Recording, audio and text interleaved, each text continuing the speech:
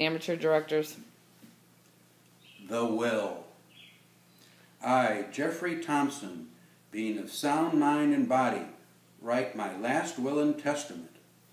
As you know, all of my brothers and sisters, your parents, passed away before me, leaving the entire family fortune in my hands.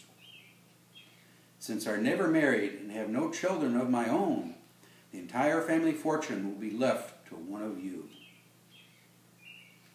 It has been very difficult for me to decide which one of you will inherit the family fortune, but following family tradition, I must choose one person. One day an idea came to me. Why not select the sole beneficiary of the fortune based on genetics? I always enjoyed genetics, and in fact had always wanted to be a geneticist instead of a businessman. I like to study how genetically controlled traits have been passed on through our family. I have decided to leave the fortune to the person that is brachdactylous and has a widow's peak like I do. You know that the very rare trait of brachdactylia, very short fingers and toes, runs in our family. Your grandfather, Sir Preston, was brachdactylous, and your grandmother, Beatrice, was not brachdactylous. Brachdactylia is controlled by a dominant gene. A person needs to inherit only one dominant gene to have very short fingers. Since Sir Preston was brachdactylous, he had at least one dominant gene. Beatrice had fingers of normal length, therefore she had a pair of recessive genes.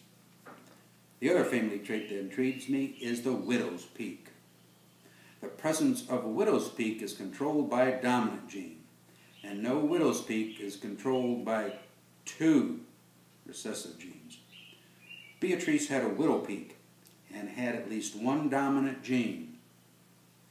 Sir Preston did not have a widow's peak. He had two recessive genes. By coincidence, all of my brothers and sisters married persons that had a widow's peak. I know this is an unusual way to select a beneficiary, especially when an estate is worth millions of dollars. My lawyer tried to talk me out of this, so none of you can blame her for my decision. In fact, my lawyer does not even know who will inherit the fortune. I have given her a sealed envelope containing the name of the beneficiary. The envelope will be opened only after all of you have created a family pedigree and traced both traits through our family. I have also left clues and directions with my lawyer to help you get started.